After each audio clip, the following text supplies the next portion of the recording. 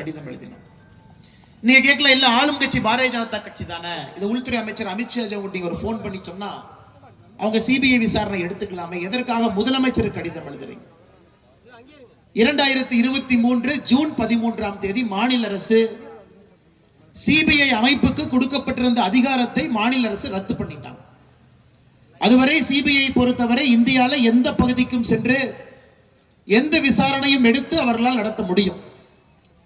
செந்தில் பாலாஜி அவர்கள் மீது June 13, 2013 enforcement directorate முதலாக நடவடிக்கை எடுத்த அதே நாளில் அன்னைக்கு சாயந்தரம் முதலமைச்சர் அவர்கள் மத்திய அரசை சார்ந்த எந்த ஒரு புலனாய்வு நிறுவனமும் சிபிஐ தமிழகத்திற்குள்ள எந்த ஒரு வழக்கையும் எடுத்து விசாரிப்பதற்கு அனுமதி இல்லை என்று அதற்கு கொடுத்திருக்கக்கூடிய ஜெனரல் கன்சென்ட் அதை மாநில அரசு திரும்ப பெற்றுக் கொண்டு விட்டார். அன்றிலிருந்து நம்முடைய மாநிலத்திற்குள்ள மாநில அரசினுடைய அனுமதி இல்லாமல் உள்துறை அமைச்சர் அமித்ஷாஜி அவர்கள் விருப்பப்பட்டாலும் கூட மாநில அரசினுடைய அனுமதி இல்லாமல் சிபிஐ தமிழகத்தில் எந்த ஒரு வழக்கையும் விசாரிக்க முடியாது. அதனால்தான் அந்த கடிதம் எழுத வேண்டிய நிலைமை நமக்கு ஏற்பட்டது. டிசம்பர் 6 அந்த கடிதம் எழுது. நம்ம நல்லா புரிஞ்சுக்கணுங்க, இதில் நான் அரசியல் எங்கேயுமே பேச விரும்பலை. நம்முடைய கட்சியினுடைய தலைவர்கள் தொண்டர்கள் இன்னைக்கு தமிழகத்தில் என்ன நடக்குது, தமிழகத்தினுடைய சூழ்நிலை, பெண்கள் குழந்தைகள் மீது நடக்கக்கூடிய கொடூர செயல்கள் அதெல்லாம் பட்டியல் போட்டு பேசியிருக்கிறார். நான் உங்களோடு நின்று பேசுவதற்கு ஒரே ஒரு காரணம், இது போன்ற ஆர்ப்பாட்டங்கள் பார்த்தீங்கன்னா தலைநகரத்தில் நடக்கும். சென்னையில் தினமும் நடந்துகிட்டே இருக்கு, ஏதோ ஒரு கட்சி நடத்துவாங்க. ஆனா இன்னைக்கு பொங்கலூர் ஒன்றியத்தில் கொடுவாய் பகுதியில் நடத்தணும், சேமலை கவுண்டம்பாளையம் பக்கத்திலேயே நடத்தணும், உள்ளூருக்கு போயே நடத்தணும்.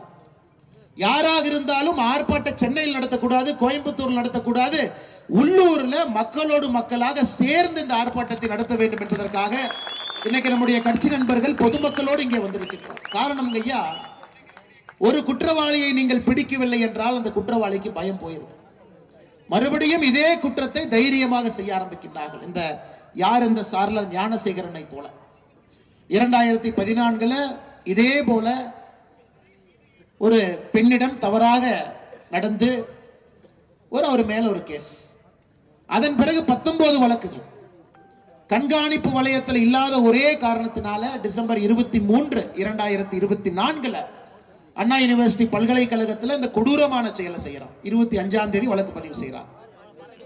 இந்த கேஸ் நீங்கள் சரியான முறையில் கையாளவில்லை, குற்றவாளியை நீங்க பிடிக்கவில்லை என்றால் கொங்கு பகுதியில் இந்த விவசாய குடும்பத்தில் தோட்டங்காடு தனித்தனியாக இருக்கக்கூடிய வீட்டில் அது 1 கிராம் நகையோ 2 கிராம் நகையோ 8 கிராம் நகையோ இல்ல 50 பவுனோ 100 பவுனோ எவ்வளோ அந்த வீட்டில் இருக்கட்டுங்க, ஏதாவது கிடைக்குமா என்பதற்காக கூலிப்படைகள் வந்து கொண்டே இருப்பார்.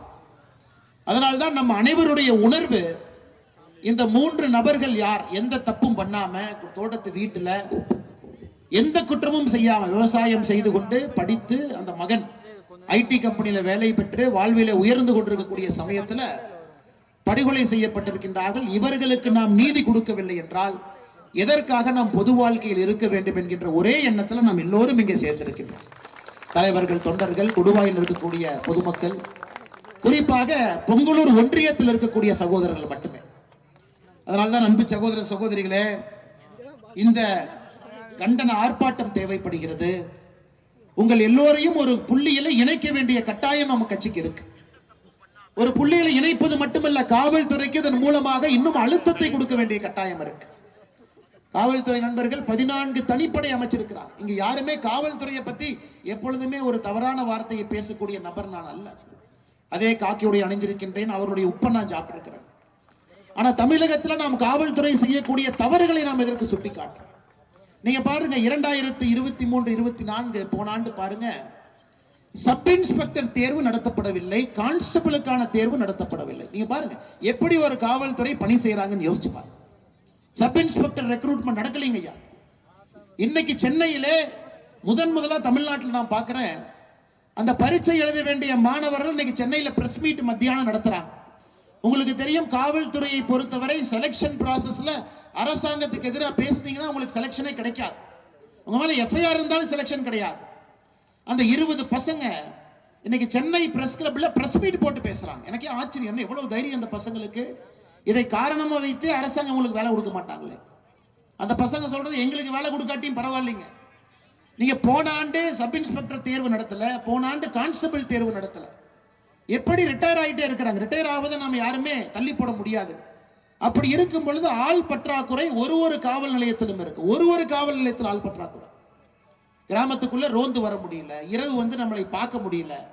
ஒரு பெட்டிஷன் எடுத்துட்டு போனா கூட 4-5 மணி நேரம் ஒரு காவல் நிலையத்தில் ஆகுது. பாதி நேரம் பந்தோபஸ்து, ஆர்ப்பாட்டம், முதலமைச்சர் வர்றாங்க, கோயம்புத்தூருக்கு போங்க, ஈரோட்டுக்கு போங்க, திருப்பூருக்கு போங்க, பாதி நேரம் இந்த வேலை தான். அப்ப என்ன ஆகுதுங்க, குற்றச்செயலில் யார் ஈடுபடுகின்றார்களோ அவர்கள் மீது கவனம் அவர்களுக்கு கொடுக்க முடியவில்லை, கவனம் கொடுக்க முடியல. குற்றம் நடந்த பிறகு கண்டுபிடிக்க சுத்தமா முடியல. அப்படி இருக்கும் பொழுது இதே மாதிரி இருந்தா, குற்றச்செயல்கள் அதிகமாகிக் கொண்டிருந்தால் ஒரு தாயோ மகளோ பெண்ணோ எப்படி வீதியிலே தைரியமாக இரவு 8 மணிக்கு மேல ஒரு குழந்தை எப்படி நடக்க முடியும்?